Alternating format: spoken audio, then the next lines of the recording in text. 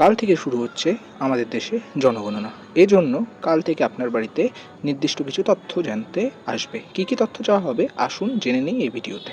দেখুন এই ফর্মে লেখা আছে। প্রথমে আপনার নাম জানতে চাওয়া হবে, এরপর আপনার পরিবারের প্রধানের সঙ্গে সম্পর্ক জানতে চাওয়া হবে, এরপরে আপনার লিঙ্গ পুরুষ না মহিলা সেটা জানতে চাওয়া হবে, এরপরে আপনার জন্ম তারিখ জানতে চাওয়া হবে, আপনি বিবাহিত না অবিবাহিত সেটা জানতে চাওয়া হবে, আপনার বিবাহের বয়স কত সেটা জানতে চাওয়া হবে, আপনার স্বামী বা স্ত্রীর নাম জানতে চাওয়া হবে, আপনার নাগরিকত্ব কোন দেশের নাগরিক সেটা জানতে চাওয়া হবে, আপনারা কোন ধর্মের অনুসারী সেটা জানতে চাওয়া হবে, আপনি কি এসসি বা এসটিতে বিলং করেন সেটা জানতে চাওয়া হবে, আপনার বাবার পরিচয় তিনি কোথাকার নাগরিকত্ব সেটা জানতে চাওয়া হবে, আপনার মায়ের পরিচয় তিনি কোথাকার নাগরিক সেটা জানতে চাওয়া হবে, আপনার শারীরিক কোনো ডিসেবিলিটি আছে কি না সেটা জানতে চাওয়া হবে, আপনার মাতৃভাষা ছাড়া আপনি কী কী ভাষা জানেন এবং মাতৃভাষা কী সেটা জানতে চাওয়া হবে, আপনি শিক্ষিত এবং কম্পিউটার জানেন কি না সেটা জানতে চাওয়া হবে, আপনি কোথায় শিক্ষা গ্রহণ করেছেন সেই এডুকেশনাল ইনস্টিটিউশনের নাম জানতে চাওয়া হবে, আপনার সর্বোচ্চ শিক্ষা গ্রহণ কোথা থেকে সেটা জানতে চাওয়া হবে,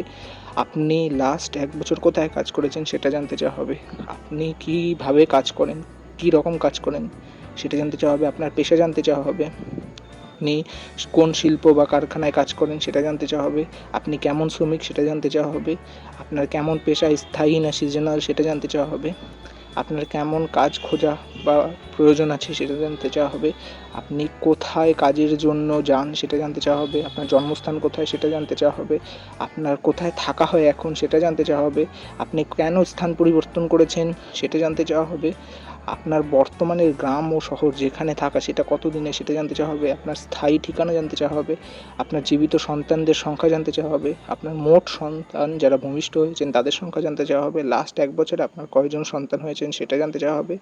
কোথা থেকে করোনার টিকা নিয়েছেন সেটা জানতে চাওয়া হবে, আপনার কয়টি ব্যাঙ্ক অ্যাকাউন্ট সেটা জানতে চাওয়া হবে, এছাড়া আপনার মোবাইল নম্বর, আধার নম্বর, ভোটার কার্ড নম্বর এবং পাসপোর্টের নাম্বার এগুলি জানতে চাওয়া হবে।